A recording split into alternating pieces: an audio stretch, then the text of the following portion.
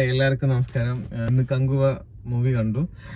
Actually നമ്മൾ ഫിലിമിന് കയറാൻ നേരത്തെ ഞാൻ ജസ്റ്റ് യൂട്യൂബ് നോക്കിയപ്പോഴൊക്കെ കുറച്ച് റിവ്യൂവിൻ്റെ ഞാൻ ഓപ്പൺ ചെയ്തില്ല, പക്ഷേ അതിൻ്റെ ഒരു ഹെഡ്ലൈൻ കണ്ടു ഇങ്ങനെ ഒരു സംതിങ്. അപ്പം ഒരു ഈശ്വര മൂവി വിചാരിച്ചത്ര ഇല്ല എന്നൊരു ഫീൽ വന്നു. പക്ഷേ അതിനെല്ലാം തകടം മറിച്ചുകൊണ്ട് വേറെ ലെവൽ മൂവി ആയിരുന്നു. ഒരു സത്യം അത് കണ്ട് തീർന്നപ്പോൾ ഒരു ഫീൽ എന്ന് വെച്ചാൽ വല്ലാത്ത ഫീലായിരുന്നു.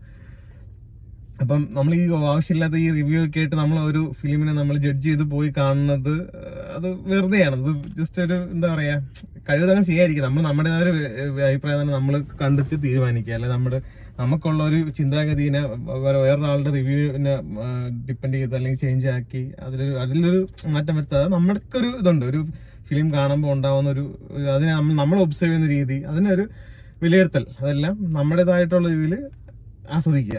എന്തായാലും അടിപൊളി മൂവി. സൂര്യയുടെയൊക്കെ ആ ഒരു അഭിനയം റീസെന്റ് ഞാൻ ട്രിവാൻഡ്രത്ത് വെച്ച് കണ്ടിരുന്നത്. ഈ ഫിലിം കണ്ടിട്ടാണ് പുള്ളിയെ കണ്ടിരുന്നെങ്കിൽ ചെന്ന് കെട്ടിപ്പിടിച്ചൊക്കെ കുറച്ചും കൂടെ ഒരു ഇതായനൊരു. എന്തായാലും അടിപൊളി മൂവി, എല്ലാവരും പോയി കാണണം.